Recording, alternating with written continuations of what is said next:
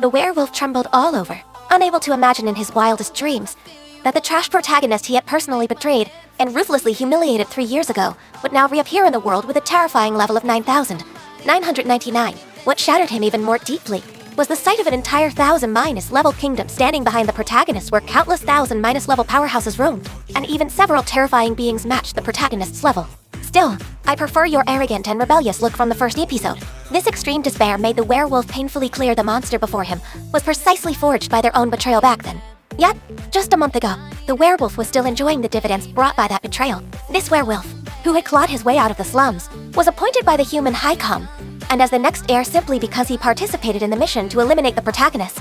He often felt lucky to have joined the race consolidation squad, since wiping out a mere level -15 human youth, suspected to possess the sovereign bloodline, had earned him his current wealth and status. Although the protagonist had suddenly disappeared back then, the werewolf firmly believed that a level -15 weakling could never survive deep within the labyrinth, until Mi's appearance shattered his dream.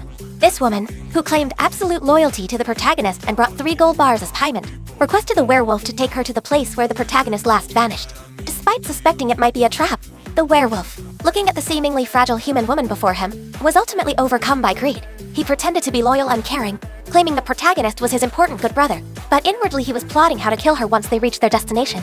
When the werewolf escorted May deep into the labyrinth with his men, he pointed to the ground and lead that the protagonist had triggered a teleportation trap after being ambushed by monsters here. Just as he signaled his men to block the exit, May suddenly revealed the truth: the protagonist had been stabbed in the back by a trusted brother here, beat hand brutally, and collapsed bloodied. The werewolf staggered back in horror.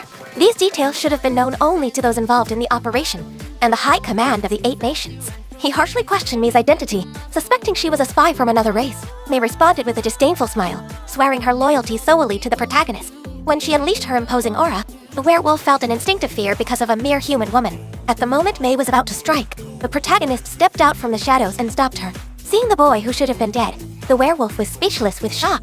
But soon, he regained his arrogant demeanor and mocked the level -15 trash for daring to seek revenge against a level -158 like himself. However, reality dealt the werewolf a heavy blow.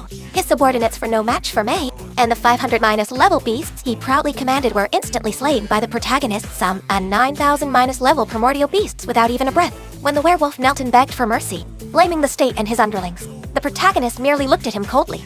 After May executed the lying underlings, the protagonist asked the crucial question with his current strength. Did he have a chance of winning a war against the 8 nations on the surface? The werewolf trembled as he answered that although the protagonist was strong individually, the 8 nations had deep foundations and were hard to resist. This answer seemed to have been anticipated by the protagonist.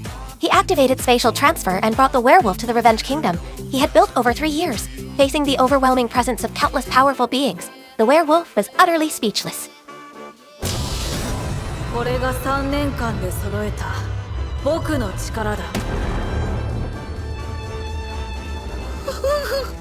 The protagonist calmly declared that, as a reward, the werewolf would live to experience the agony of life worse than death. In the depths of extreme remorse, the werewolf finally understood that they had personally created a destroyer capable of overturning the world, and the protagonist's revenge had only just begun.